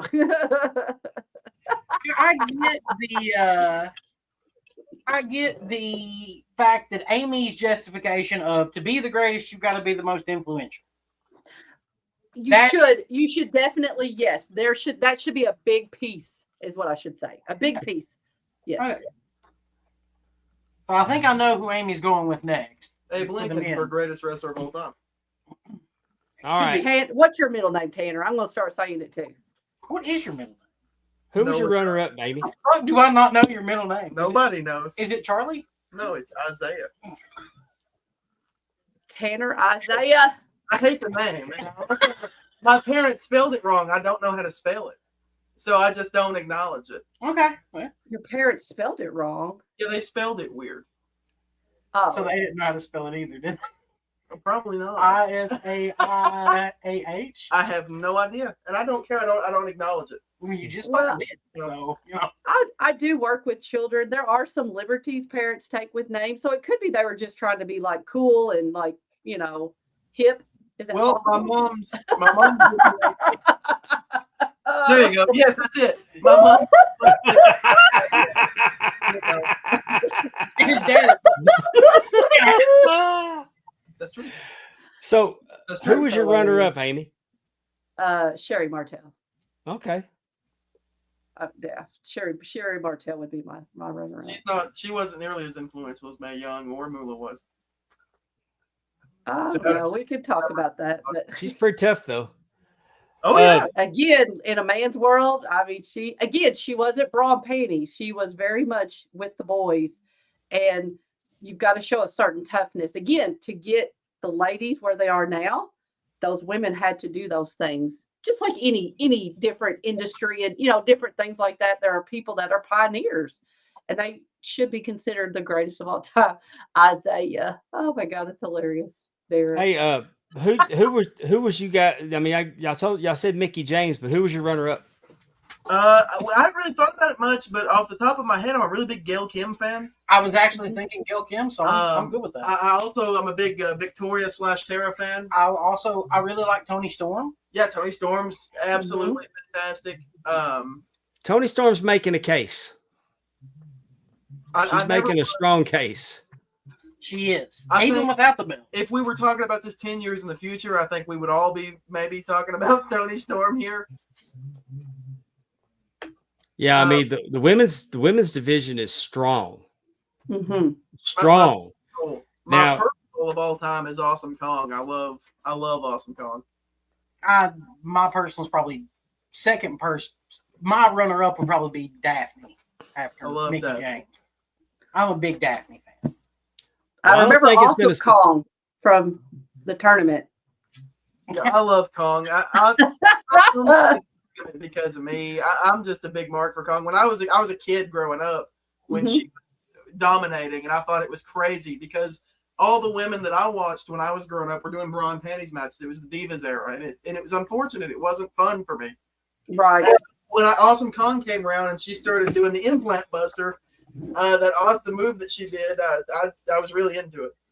And again, she took a risk because she doesn't look like you said, she doesn't look like what was being portrayed on the other channels in the bra and panty matches. Wrestler in the world that looked she was a badass, like the Road Warriors. She was killer. I love her very much. Yep. and Darren Staley's not wrong. I'm gonna go with Charlotte Flair. I don't disagree with that. 14-time women's champion, most decorated woman in WWE history. The greatest athletic. She's got the look. She's got the charisma. And she started out being Ric Flair's daughter, and now Ric Flair's daughter. But she started out that, hey, that's Ric Flair's daughter, but now it's, hey, that's Charlotte Flair's dad. Yep. I can see that. And that's saying a lot. And that's saying a lot. I'm a 17-time Till 5 champion, so I'm the greatest male wrestler there's ever been. Because that's how it works, I guess. If you have hey, you know what? I'm booking you for an 18th title reign. 18 record. See, I don't care how many times Charlotte had that. Her matches. I'm just saying, she elevated women's wrestling to the main event position. She didn't do it alone. No, there were 3 other women. You mean Ronda Rousey? Because she was the one that got WrestleMania main event for women. Was Ronda Rousey. And it was the Becky Lynch storyline that made that work. Yeah, but if Becky Lynch wouldn't have got her face busted, she wouldn't have even been in the conversation. Hey, Charlotte shoehorned her way in there and did not add anything. Because she's a draw. She can also be the face of the company. Because when they need somebody to go be on Good Morning America, they trot Charlotte out there. She's marketable. Because her last name is profitable. I mean, love on Nick. Please love on Nick. Hey, Jimmy Snuka's name was marketable too, but his daughter, you ain't trotting her out for anything positive. Well, Jimmy Snuka's name ain't profitable now, is it? Till Piper is beautiful and can wrestle, but they don't trot her out. Not yet. Let her get signed, and they'll start doing what they do with her. And I mean, and Tessa Blanchard can wrestle. Tessa we all know what Tessa. Yeah, I mean, and she's part of TNA, and you don't see them trotting her out on NXT, which by this time, TKO's already proven that they don't really care what people think. So I don't know why they hadn't trotted her out yet. But what I'm saying is that Charlotte Flair, and like I said, we're talking about right now. In 10 years, it's going to be probably completely different because the talent that's coming up now is probably going to eclipse her. But right at this particular juncture, I'm 100% saying that Charlotte's the GOAT. And I like Mickey, man. I think Mickey did a lot more for the business than Charlotte. And Mickey did it in a lot of other places. I don't think if you put Charlotte in AEW or you put Charlotte in TNA pre-partnership that she would have succeeded to the point that she did in TNA or in WWE with the machine behind her. If Charlotte was not a Flair, we wouldn't be talking about her. Yeah, but y'all are acting like she's not a D1 athlete that has all the gifts that everybody else has. I don't work as good as she's not that great of a worker to me. She's really not. Like, I've not really enjoyed Charlotte Flair.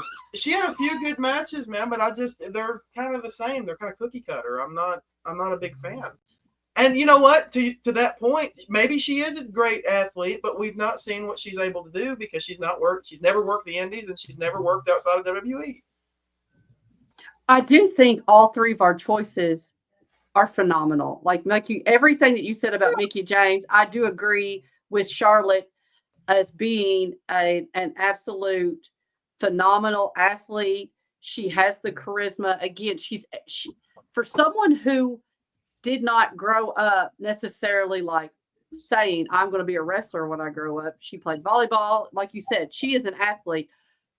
the things that she has picked up, the psychology, the things that she has picked up is great. And you're right. She hasn't been on the indies, but she hasn't had to. And it probably was. We're not going to say, the Flair name did not help her, but she definitely did not let that be. It opened the door for her, but she did the work. Well, that's what I'm saying. I mean, Randy Orton's going to be the greatest male wrestler of all time. His last name got him in the front door. Right, and it's what you do. Definitely what you do with it. And she has definitely, and I'm not saying that about the other ladies haven't, but she has definitely not sat and just sat on that name. She has gone out, and I do agree with what you said, Dave. It is, that's not Ric Flair's daughter, that's Charlotte's dad. That is really has changed.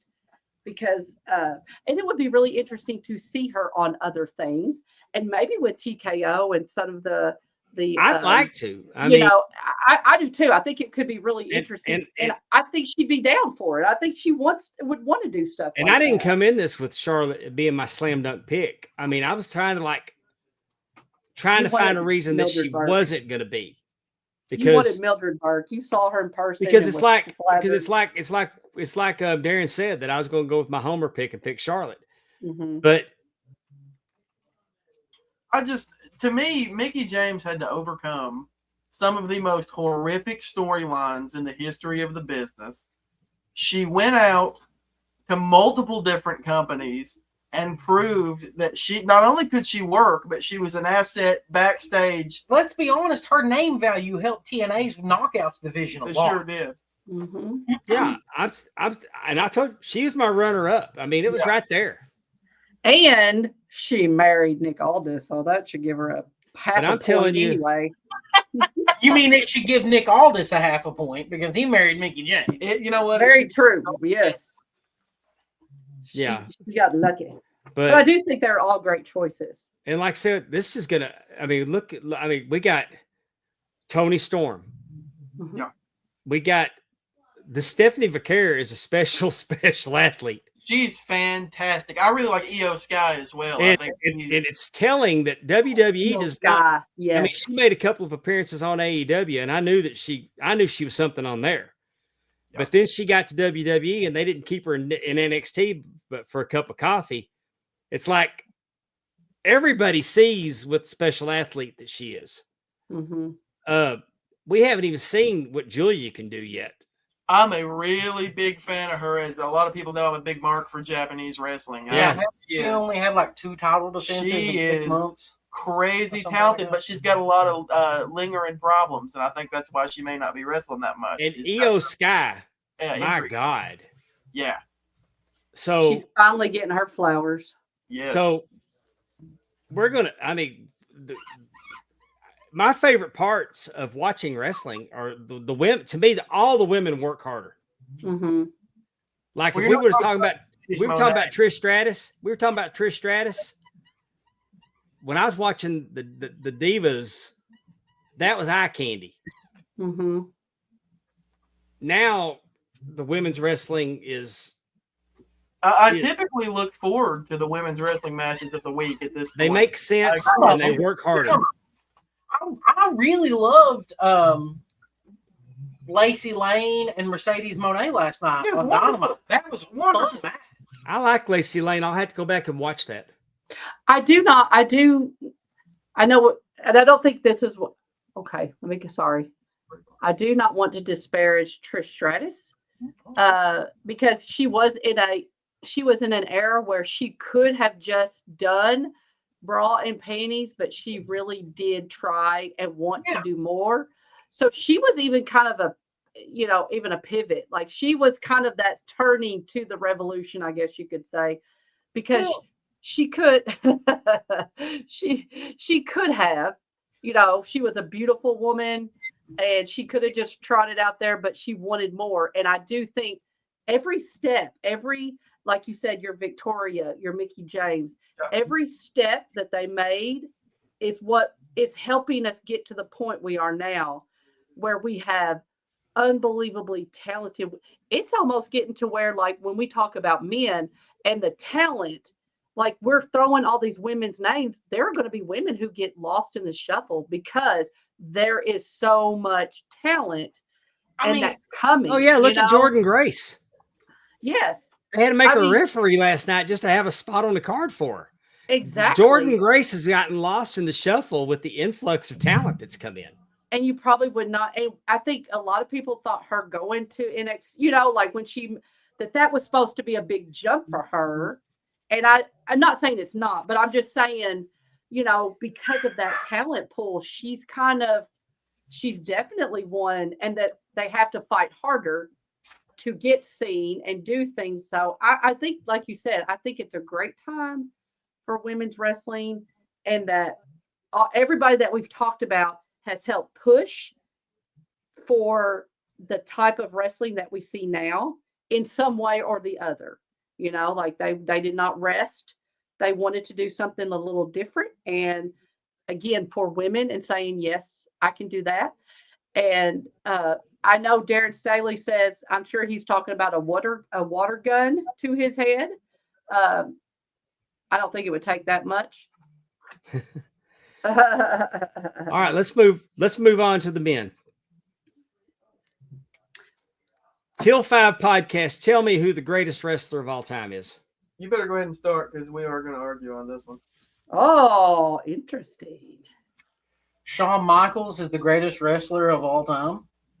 Okay. I think that Shawn has been able to cut promos better than anybody. I think he had 2 great legendary runs on his own career, which is awesome to think about, because he basically had 2 careers. And I just think that Shawn, you look at his run in '96 as world champion, and every match was a blast. Shawn was carrying that. You look at what DX did for the WWE. To me, DX did more to usher in a real attitude era than Stone Cold, but that's just me. I liked DX way more than I did Stone Cold. And Hulk Hogan can piss off. I can't wait to hear who Tanner picked. This is actually a bit ironic because I knew who Aaron's pick was going to be. And I know his pick. To me, there is no wrestler that has ever lived that can match the technical ability and the in-ring prowess and the psychology of Bret the Hitman Hart. I love it. I love it, though. I knew when he said Shawn Michaels and y'all disagreed, I was like, oh, yes, he said Bret. He says Bret Hart. Okay. When you go back and you watch matches, and no knock on Shawn Michaels, I think Shawn Michaels is amazing. I think Shawn and Bret were fantastic dance partners, even during a point in their careers. But, man, that Hart family was so influential to the business. Bret Hart. I was getting to Bret. You cut me off there, pal. That's what you Shawn fans do. You don't listen to Bret. Listen, man. Bret Hart did this every single night, match after match after match. Michaels was a little busy sometimes stroking Vince around, and he was a little busy going to rehab, and he was a little busy losing his smile.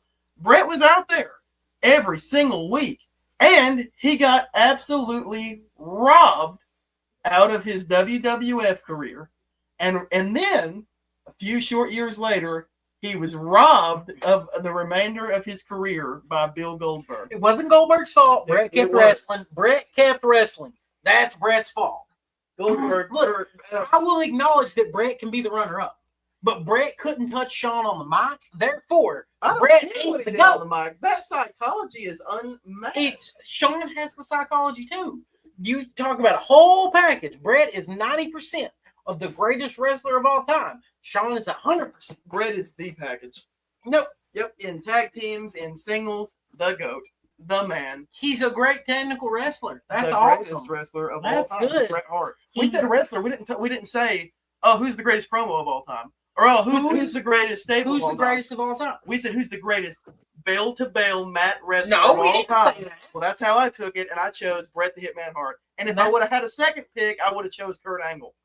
Well, Kurt Angle won our GOAT for the men last year.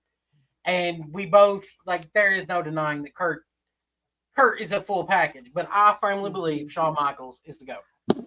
You know, I think my pick actually is the best of each one of your picks. So the best of Bret Hart and the best of Shawn Michaels. And I think that's Macho Man Randy Savage. I thought you were going to go with Lou Thez there for a second. Well, I believe it was going to be a package snack, but I was just, I was going to go something else.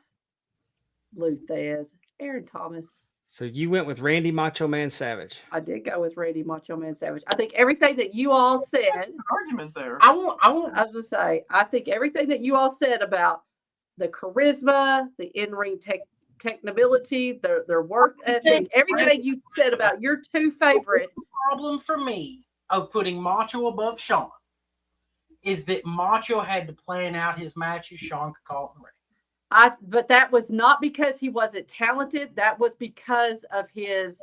He wanted to be a perfectionist. Perfection. Yes, that was a mental thing. That has nothing to do with the fact he couldn't. Working with most of the time weren't nearly as talented as the guys that Shawn and Bret were working with. So he had to work a little bit harder, maybe at times, to have a good match. Well, possibly, but I don't know. That was not Bret because carried a he lot of couldn't. Oh yeah, Bret carried a ton of people.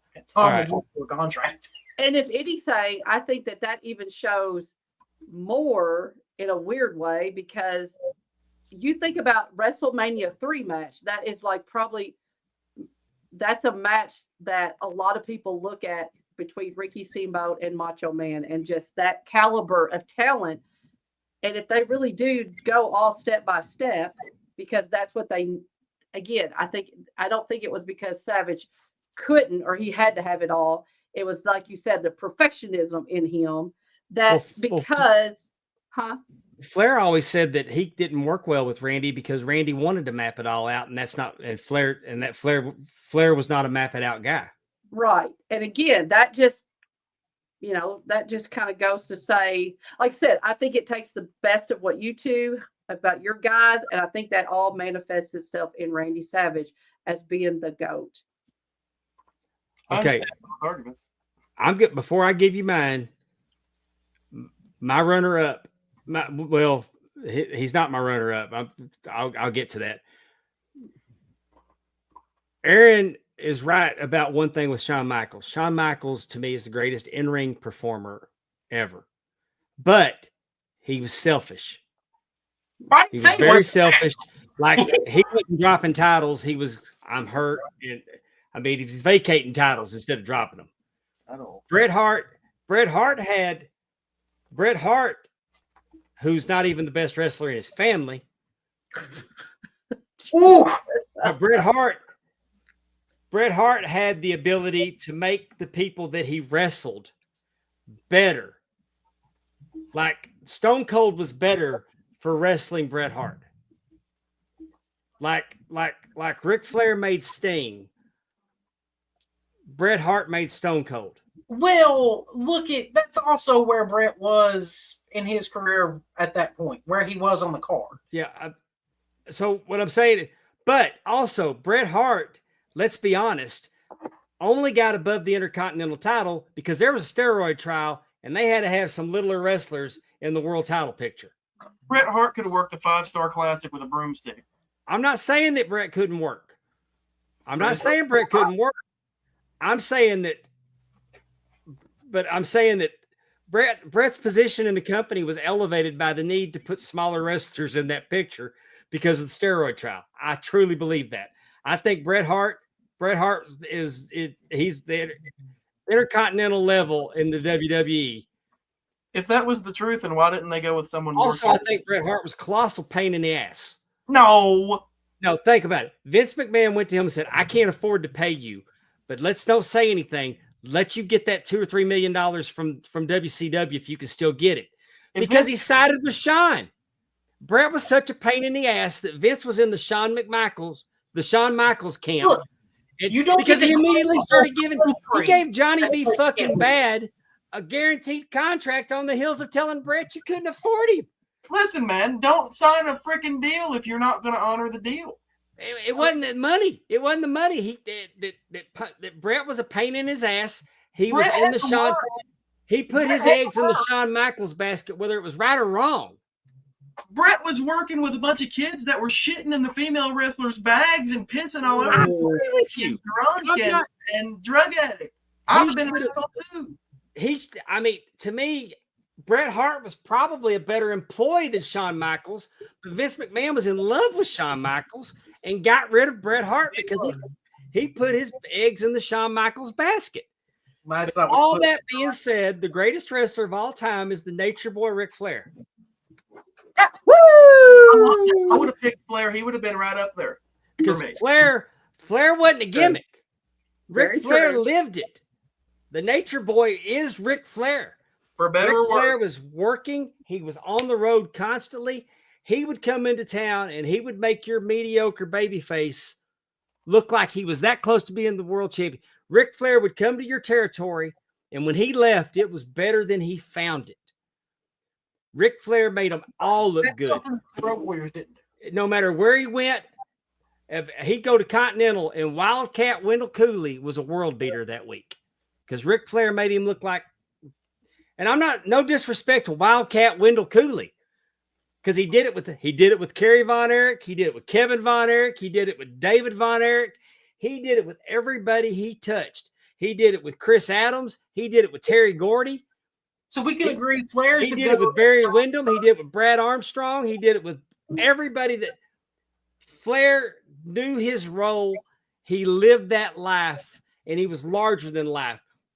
His promos to this day are still quoted. The wheeling, dealing, kiss stealing, limousine riding, jet flying, Rolex wearing, diamond ring wearing, kiss stealing, wheeling, dealing. Woo! Woo! Woo! That's why, to this day, Ric Flair is the greatest of all time, and my runner-up would be Harley Race. No, because Harley Race did it like Ric Flair did it, but with an air of believability that Harley Race was just a badass.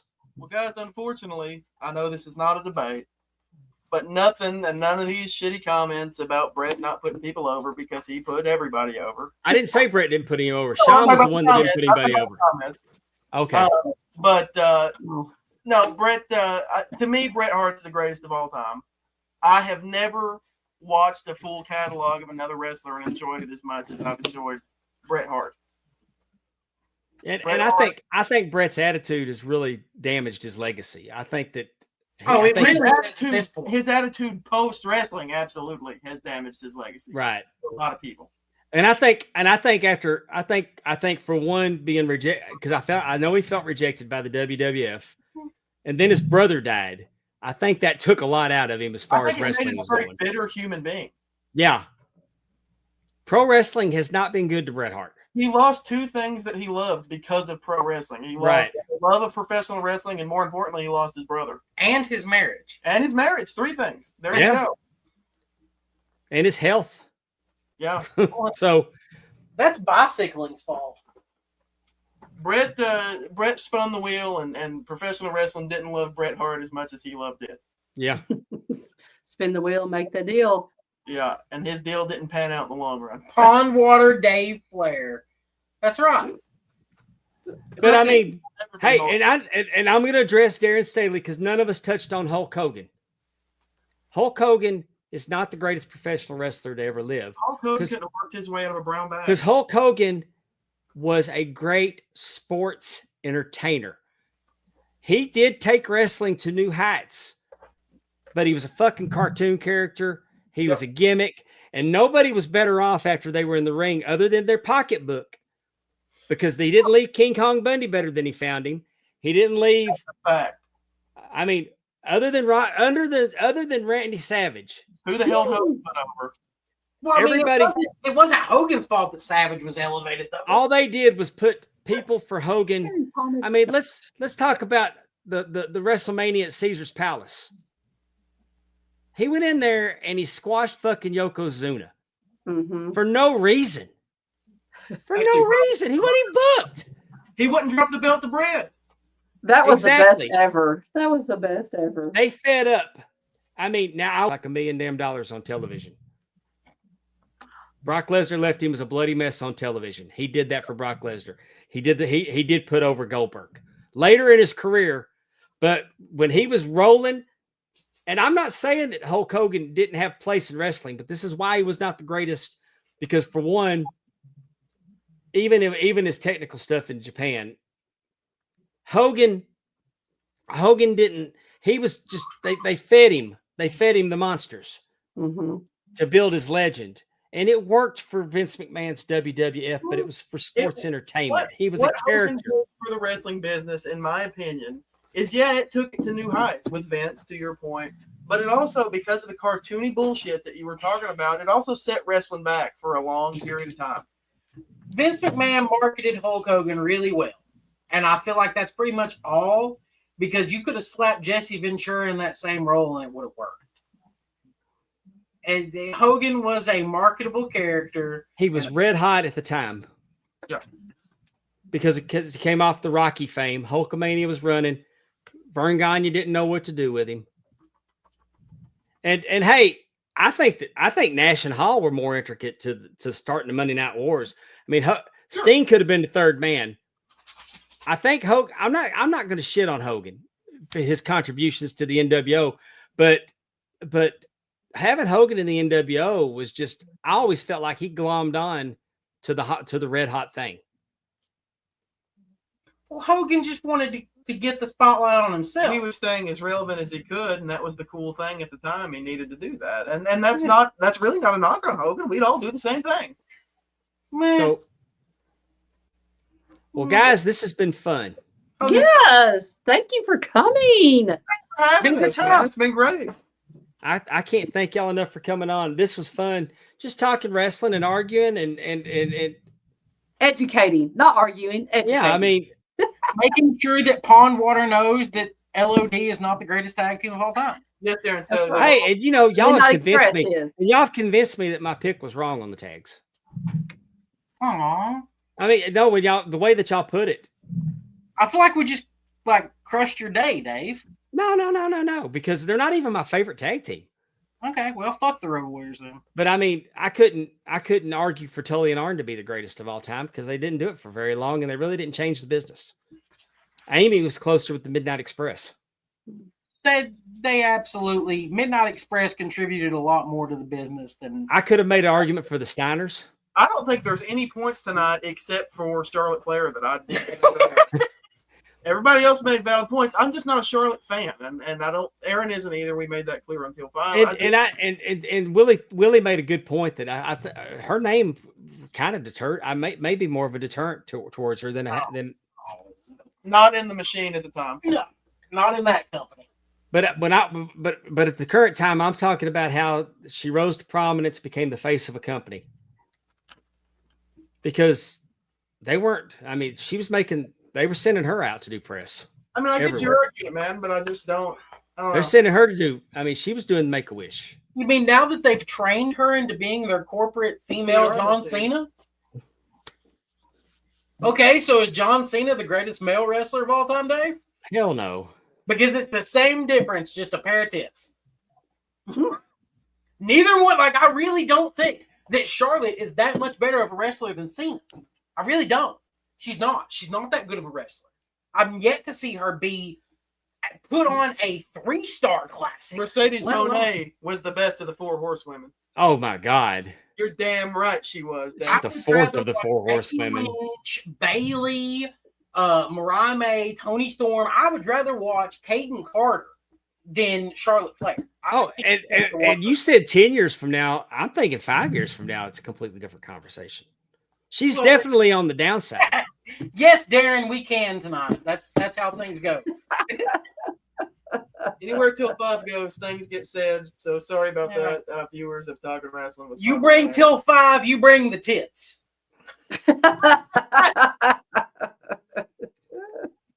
Where can they catch? Where can people catch you all? You can catch us on Facebook, YouTube, Instagram, TikTok randomly if I decide to post something to piss people off. It's kind of what we do. It's our goal in life. Head over to their YouTube, Till 5 on YouTube. Till 5 Wrestling on YouTube, Till 5 Wrestling on Facebook. Type in Till 5 Wrestling into Google. You'll find everything. Yeah, you'll find us real quick. Awesome. At this point, we've managed to build it to that level that all you gotta do is just Google our name and you'll find us. Yeah. And they need to be paying special attention around Halloween because you're going to make an announcement of the next tournament. Yes, the next tournament that will be happening towards the end of November, 1st of December, we'll announce what the subject matter is on our Halloween. Oh, I can't wait. Well, all right. Yeah, we've had a good time. I Yeah, it's been a appreciate great time. it. I appreciate you guys having us on. We're very excited to do the show tonight. Well, thank y'all for being here. Much. We appreciate it. Our fans love to hear everybody talk of wrestling, and as you could see through the chat, they very much get interested and they want to tell us their thoughts too. So we appreciate everyone. I'm sure we will work together again at some point. I hope. Let's do it again. This was fun. This 2 hours flew by. Absolutely. I got to do my belt commercial. Hey, y'all need a belt? Hell yeah, you need a belt. You see a belt? Tanner's got a belt. Go to Big Time Belts over at Facebook.com. Join the group. The ECWA championship came from Big Time Belts. Look at that quality. Good looking belt.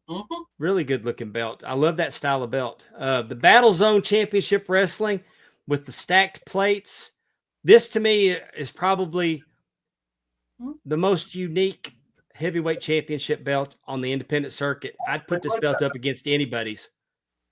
You had a TV show too.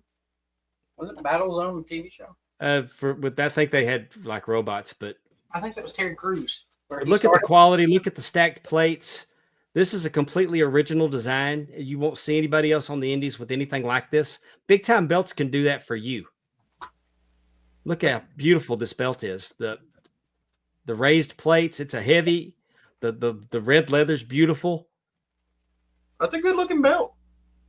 I mean, and I can't wait to unveil their light heavyweight belt that's coming up. So go over to Facebook, Big Time Belts, and we want to thank him for sponsoring our show. Check out the boys at Drunken Pop here at Markout Moments. They got you covered for pop culture. The TNA Top 10 just had a banger of an episode. Top 10 movies featuring Saturday Night Live cast. The hardest top 10 they've ever done. What an incredible job that Allison, Terry, and Andrew do over here on the TNA Top 10 every Sunday night live. You can catch them here on the Markout Moments channel. The DAV Network. The Double Drop Kick podcast goes live every other Saturday night. Kevin does a great job on that. And if you're into wrestling belts, Spanning the Globe got you covered on Thursdays. The Question Mark with Efren. Efren's doing the Question Mark on Podcast Heat and ad-free shows. He plays 20 questions with wrestling greats like Brian Cage. He's had Big Ben Bishop on, Josh Chernoff. He had Big Boss Man's daughter on there. He's the mark, and he asks the questions. The Question Mark with Efren. Did you see what Top 10 is doing? Their next poll is alternative songs from the 90s.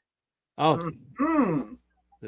Aaron and Tanner, just so that you know, if you like their Facebook page, you get to vote on these top 10 lists. They come out. Polls are fun, and that Saturday Night Live one was a bitch. I'll have to follow. A lot of people don't know this about me, but my second love and my first love was actually rock music. I'm a big rock music guy, and I have the history of rock music is my thing outside of wrestling. He's by music like I am movies. Yeah. That's cool. Definitely make sure you check that one out. You know what, Pond? My number one was at least in the top 10 again for the Saturday Night Live character movies. But I picked Bridesmaid. It barely made the list. I was so disappointed in that. The things that could not make the top 10 just because of the 10 you picked. Did Conan have the list? No, it was top 10. It was in my top 10. I like Coneheads. I don't care what they say. And I brought it up in the chat, and they completely shit all over it. Everybody shits on Coneheads. Thank God, though, that you're into it. I mean, it was a great movie, but it was fun. It was based on Saturday Night Live characters. Wayne's World went in the top 10, which blew my mind. That's true. I did vote for that too. That is kind of weird. But again, I think maybe next time. Well, anyway, it wasn't necessarily SNL characters in a movie. It was SNL members. So Ghostbusters. I ask AI to Yeah. Hey, we got to split because we're up against the hard. I'm sorry. I talked. Join us here. We're gonna be back next week on Tuesday night with pro wrestler Nick Wonder. Yes. Nick Wonder is going to be our guest next week. Till 5, thank y'all for joining us. We've had a great time. I'm Pondwater Dave. We'll see you next week on Talking Rasslin with Pondwater and Amy. Good night. Bye-bye.